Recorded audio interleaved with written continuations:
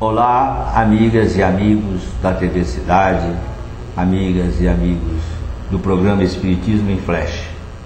Mais uma vez nós estamos chegando até você para continuarmos a nossa reunião semanal para falarmos dos ensinamentos do Mestre Jesus.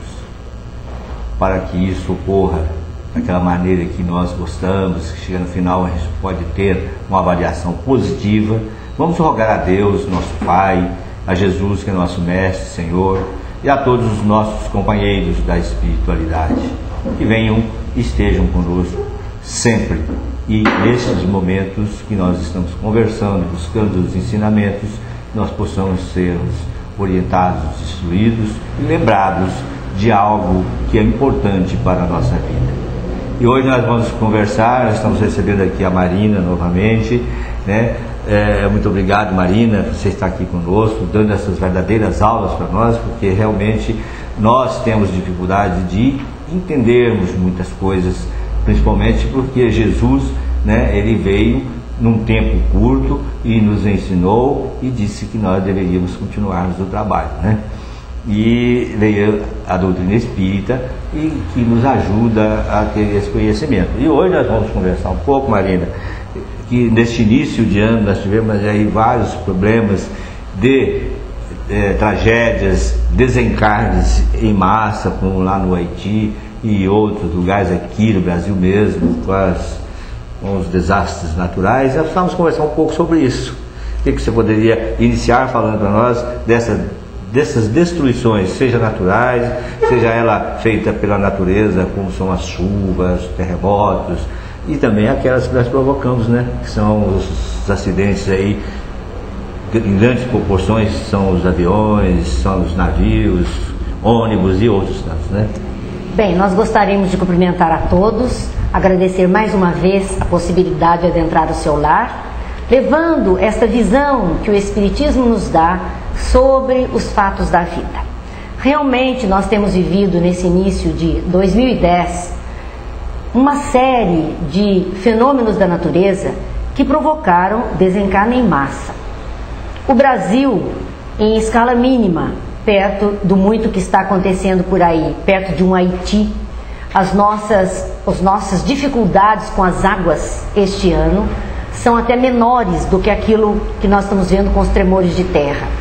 Mas ainda assim, são tragédias, são destruições, são lares que se perdem, são famílias que se perdem na caminhada da vida. Nós tivemos no evento de São Luís do Paraitinga, tão próximo de nós, que não, graças a Deus, não houve perda de vidas. Nós tivemos o caso de um senhor, mas graças a Deus a população de São Luís saiu ilesa de algo que poderia ser catastrófico, Zé Maria. E eu pensei como Deus provê. A gente não percebe muitas vezes a mão de Deus nessas horas, porque a gente enxerga só o negativo, só a destruição, só o desamparo. Poucas pessoas observaram em São Luís do Paraitinga, tão pertinho de nós aqui em Taubaté, os anjos de guarda que estavam de plantão. Aquela rapaziada do rafting, que muita gente olha para a moçada e diz: será que eles não têm nada mais importante para fazer na vida? Ficar aí de bote, descendo por cachoeira, se batendo nas pedras, correndo risco. Olha essa aventura, essa adrenalina toda.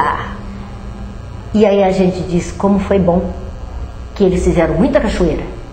Como foi bom que eles conseguiram lutar com águas turbulentas muito tempo. Porque eles estavam aptos a socorrer. Eles tinham botes em maior número que os próprios bombeiros que lá chegaram.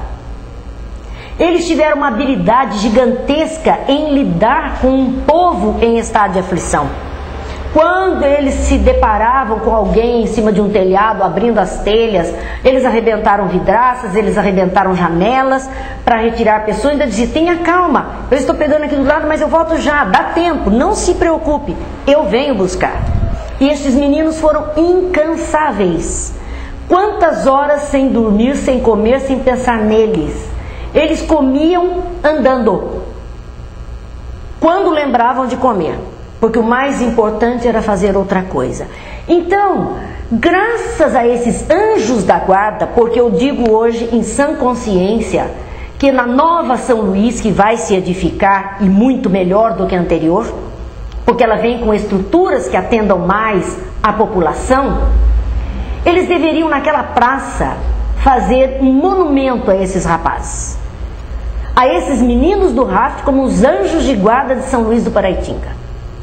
Abriram mão da vida que poderia ser só aventura, inconsequência, leveza do ser, e de repente se mostraram pessoas tão adultas, tão responsáveis, tão humanas, como muitos não foram, porque partiram para os saques das casas, porque partiram para a exploração, para o desvio de verba, para o desvio daquilo que era destinado a pessoas necessitadas.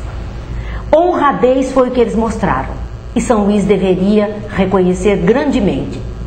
Assim como nós falamos deste acidente, que foi mais material do que humano, mas ainda assim, no meio das perdas materiais, nós vimos famílias que ficaram separadas, porque um ente querido foi para o alto de um morro numa determinada instituição, e o outro, criança para um lado, pai e mãe para outro, e ninguém sabia bem, por falta até de elementos de comunicação, onde estavam os outros. Então viveram sim momentos de aflição até o reencontro, momentos de incerteza com o que estava acontecendo.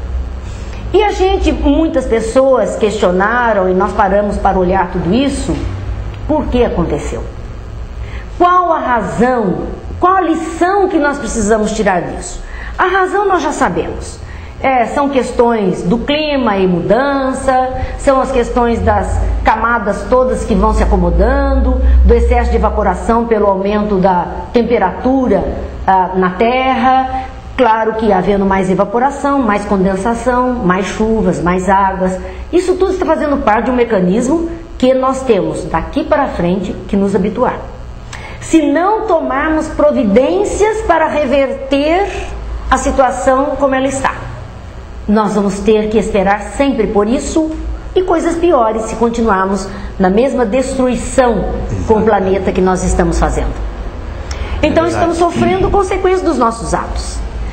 Mas por que veio isso, vamos dizer, em São Luís do Paraitinga? Uma cidade de famílias, de alegria, de cantar a história de um povo, de cantar as coisas boas da natureza. O que aconteceu para que houvesse essa movimentação e de repente fosse uma freada com freio de mão puxado na grande velocidade, estancar todo mundo? São Luís passou por aquilo que muitos locais passam na vida, claro. O turismo chega, as pessoas se envolvem, de repente aquilo que era um encontro familiar e cantar as modinhas da nossa vida passa a ganhar uma conotação maior e até um desvirtuamento da festa. E as pessoas a se ocuparem tão mais de um lado material do que de um lado moral. De repente, vamos repensar.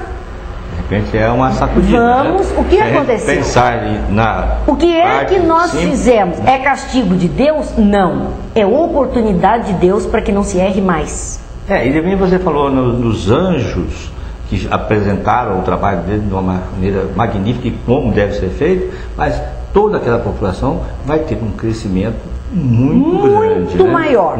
A ajuda está chegando, solidariedade, e não é só essa solidariedade de dar coisas, é mais de dar coisas úteis sabendo para que servem. Escolas que vão ser criadas, escolas técnicas, São Luís vai ter um impulso muito grande, há muitos olhos e mãos voltadas para melhorar a qualidade de vida, até para que as pessoas que lá habitam não fiquem na dependência exclusiva de um turismo que pode ser tirado da noite para o dia.